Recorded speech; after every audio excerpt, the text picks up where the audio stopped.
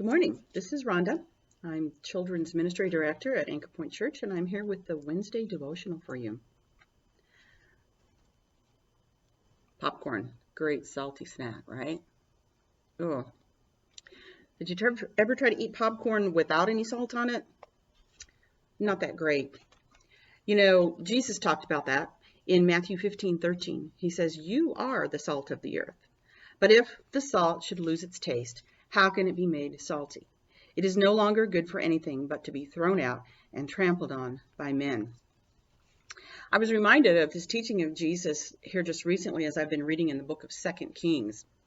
So 2 Kings is a history of the kings of Israel and Judah, and it has kind of a pattern to it as you're reading through the book. It will name a king, and then it will list all the things that happened under his reign, but it will start out by saying so-and-so became king, so-and-so did what was evil in the sight of the Lord, or so-and-so became king and so-and-so did what was right in the sight of the Lord.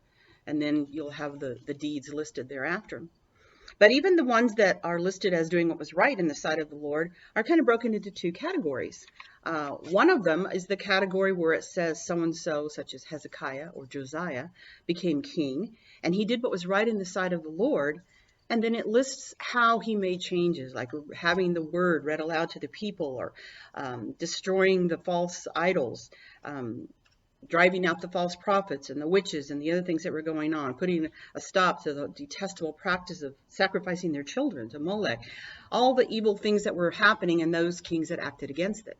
But then you have another set of kings that were listed as saying, so-and-so became king, so-and-so did what was right in the sight of the Lord, and yet. I'm going to read you an example of one of those. In 2 Kings 15:3 and 4, it says, Azariah became king. Azariah did what was right in the Lord's sight, just as his father Amaziah had done.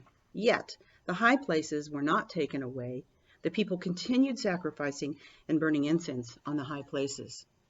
When I read this, it just really made me sad to think that here you have an individual who had a personal righteousness, had a personal relationship with the Lord, and was in obedience to God on a personal level, but had no influence on the culture around him. He was salt that had lost its saltiness. You know, salt is always salty. When you do the research on this, you find out, sodium chloride does not lose its effectiveness. It remains salt.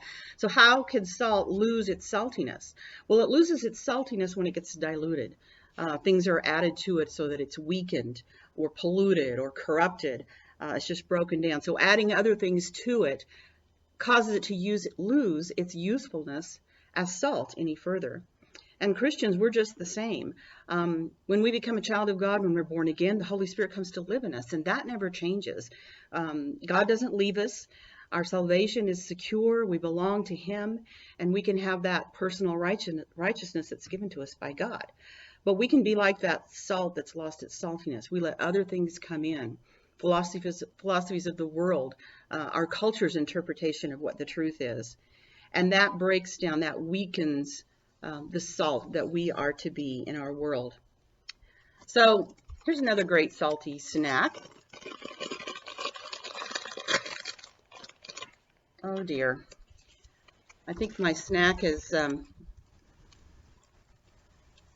it's given into the pressure from outside, and